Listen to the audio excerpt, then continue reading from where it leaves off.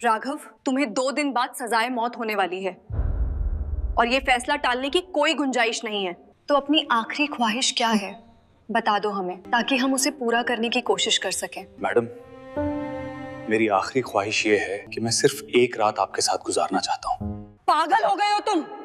मैं कोई आम लड़की नहीं हूँ, मैं एक पुलिस वाली हूँ। आपकी ये ख्वाहिश कदापि पूरी नहीं हो सकती। मेरी यही आखिरी ख्वाहिश है, अब आप पूरी करो या फिर नहीं, आपकी मर्जी। मैं तुम्हारी आखिरी ख्वाहिश पूरी कर दूंगी, लेकिन एक वादा करो कि तुम किसी को कुछ नहीं बताओगे। किसी को नहीं बताऊंगा कि हम दोनों के बीच क्या हुआ। चलो ठीक है, फिर अभी रात होने में थोड़ा टाइम है, तो जब रात हो जाएगी और सब सो जाएंगे तो मैं खुद तुम्हारे सेल में आ जाऊंगी और तुम अपनी आखिरी ख्वाहिश पूरी कर लेना, ठीक है? बिल्कुल मैडम जी। नमस्ते दोस्तों, मेरा नाम किरण है और मैं 30 साल की लेडी इंस्पेक्टर हूँ। मेरी जिंदगी का सबसे बड़ा हिस्सा इन खामोश जेल की दीवारों, थानों और कोर्ट कचहरियों के बीच गुजरा है। इन सालों में मैंने हजारों चेहरे देखे हैं, कुछ ऐसे जो अपनी गलती पर फूट फूट कर रोते हैं, कुछ ऐसे जिनके चेहरों पर गुनाह की सख्ती साफ दिखती है, और कुछ ऐसे जो बिल्कुल पत्थर दिल बन चुके होते हैं। लेकिन राघव, कैदी नंबर 640, इसने मुझे एक ऐसी उलझन में डाल दिया है जिसका कोई जवाब मेरे पास नहीं है। वो कोई आम मुजरिम नहीं लगता, सिर्फ 19 साल की उम्र और आंखों में इतनी गहरी खामोशी, जैसे सब कुछ जानकर भी चुप बैठा हो। जिस उम्र में दुनिया देखनी चाहिए, उस उम्र में उसे दुनिया छोड़कर जाना है। जब भी मैं उसके बारे में सोचती हूँ, दिल में एक टीस सी उठती है। समझ नहीं आता कि ये लड़का वाकई कोई आरोपी है या फिर हालातों की किसी साजिश का शिकार। पुलिस की इस वर्दी ने मुझे अंदर से बहुत सख्त बना दिया है। मैं जानती हूँ कानून बहुत बेरहम है और यहाँ किसी मुजरिम से जज्बाती रिश्ता रखना मना है। ऊपर से आखिरी फरमान आ चुका है। ठीक 2 दिन बाद राघव को सजाए मौत दी जानी है। कानून ने उसे एक आखिरी मौका दिया है अपनी माँ और पिता से आखिरी बार मिलने का। शिखा, जाओ और कैदी नंबर 640 राघव से उसकी आखिरी ख्वाहिश पूछो। जो भी हो उसे जल्द से जल्द पूरा करने की कोशिश करो। जी सर। राघव, कल तुम्हें सजाए मौत दी जानी है, इसलिए जो भी तुम्हारी अंतिम इच्छा है वो हमें बता दो ताकि हम उसे पूरा कर सकें। चलो मेरे साथ। हाँ राघव, बताओ क्या चाहते हो तुम अपनी विदाई से पहले? सर, मैंने अपनी वो बात किरण मैडम को बता दी है, वही उसे पूरा करेंगी। देखो राघव, किरण मैडम फिलहाल यहाँ नहीं है। वो किसी जरूरी सरकारी काम से 10-15 दिनों के लिए शहर से बाहर गई हुई हैं। अब जो है हम ही हैं। तुम हमें बताओ। मेरी आखिरी ख्वाहिश है कि मेरी शादी किसी कुंवारी लड़की से करा दी जाए। क्या? होश में तो हो? सिर पे मौत का फंदा खड़ा है और तुम्हें शादी की सूझ रही है? और कौन सी लड़की तुमसे शादी करेगी? पूरे गांव को पता है कि 2 दिन बाद तुम्हारी सांसों का हिसाब होने वाला है। या फिर तुम किसी बहुत बड़े खानदान के वारिस हो कि तुम अपनी सारी जायदाद उसके नाम कर दोगे और कोई भी लड़की उस लालच में दौड़ी चली आएगी? आखिर कहां से लाएं हम तुम्हारे लिए दुल्हन? मुझे नहीं पता सर, मेरी बस यही आखिरी ख्वाहिश है। अरे भाई, कुछ और मांग लो। अपने परिवार से मिलना, अपनी पसंद का खाना या कहीं घूमना, ये शादी ब्याह का तमाशा हमारे बस की बात नहीं है। सर, आप मेरी शादी की फिक्र मत कीजिए, आप बस गांव में ये ऐलान करवा दीजिए कि राघव से एक दिन के लिए जो भी लड़की शादी करने को तैयार है वो थाने पहुंच जाए, मेरी दुल्हन अपने आप आ जाएगी। चलो ठीक है, करवा देते हैं ये ऐलान भी। देखते हैं कौन लड़की मौत के मुंह में जाने वाले के लिए हाथ में वरमाला लेकर आती है।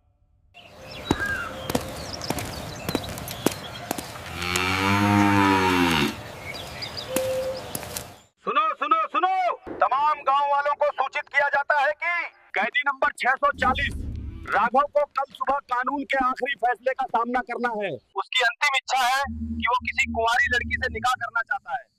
अगर कोई भी लड़की अपनी रजामंदी से राघव की दुल्हन बनना चाहती है तो आज शाम तक थाने पहुंच जाएं। लो राघव, पूरे गांव में ढिंढोरा पिटवा दिया। 4 घंटे से ज्यादा बीत गए लेकिन अभी तक तो कोई नहीं आया। वो आ जाएगी मैडम, बस थोड़ा सब्र रखिए।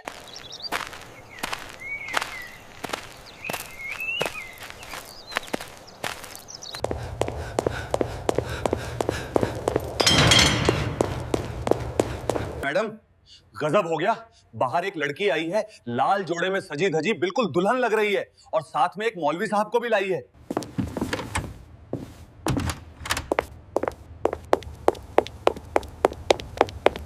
सर, पता नहीं कौन इतनी पागल लड़की है जो राघव से शादी करने के लिए आई है। चलो चलकर देखते हैं कौन लड़की आई है।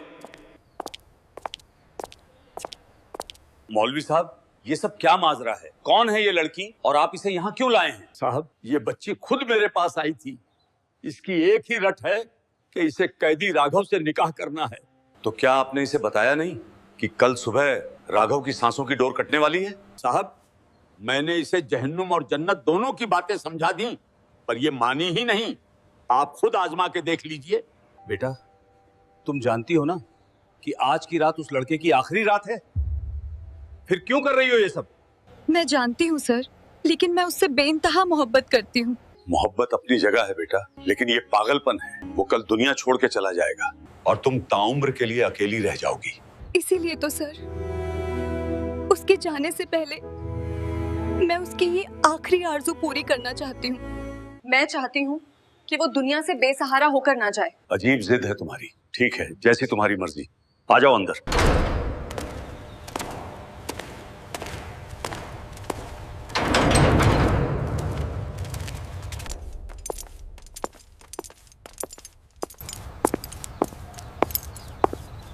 जेल की उन मनहूस दीवारों के बीच पहली बार निकाह के बोल गूंजे। मौलवी ने रस्में पूरी करवाईं।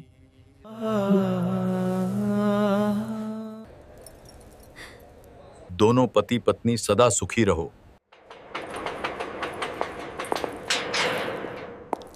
ये रास्ता तुम्हारे लिए आसान नहीं होगा सुहानी। जाओ अंदर।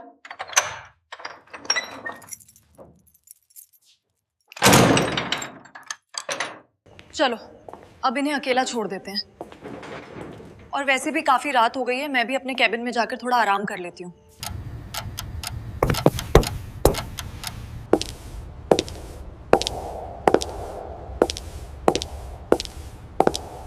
शिखा, उठिए।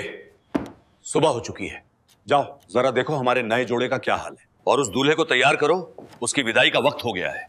जी सर, मैं अभी देखती हूँ।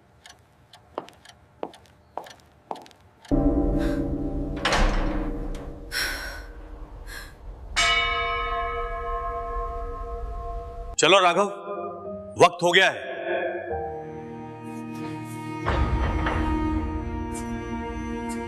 सुहानी, सुहानी, तुम यहाँ? और राघव कहाँ है?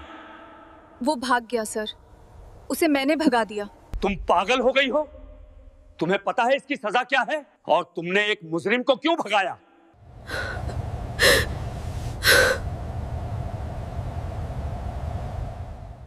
हाँ सुहानी, बताओ, राघव को क्यों भगाया तुमने?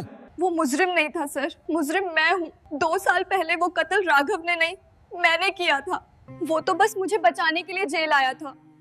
उसने मेरे गुनाह की सजा अपने सिर ले ली ताकि मेरी जिंदगी बच सके। मैं इन 2 सालों तक घुट घुट कर जी रही थी। जब मुझे पता चला कि मेरे गुनाह के लिए उसे फांसी हो रही है, तो मैं खुद को रोक नहीं पाई। मैं दुल्हन बनकर इसलिए आई थी ताकि अपनी जगह उसे आजाद कर सकूं और अपना गुनाह कबूल कर सकूं। तो दोस्तों, ये कहानी उस कड़वे सच का आईना है, जहां असली गुनहगार बाहर आजाद घूमते हैं और बेगुनाह जेल में सड़ते हैं। सबकी किस्मत राघव जैसी नहीं होती कि कोई सुहानी आए जो खुद सजा कबूल कर उसे रिहा करवा दे, वरना आज के दौर में तो लोग अपना गुनाह छुपाने के लिए अपनों की ही बलि चढ़ा देते हैं। आपकी क्या राय है? कमेंट में जरूर लिखें। कहानी पसंद आई हो तो लाइक करें और चैनल को अभी सब्सक्राइब कर लें। ये कहानी और पात्र काल्पनिक हैं। ये चैनल किसी भी अपराध का समर्थन नहीं करता। इसका उद्देश्य केवल मनोरंजन और त्याग की भावना को दर्शाना है। धन्यवाद।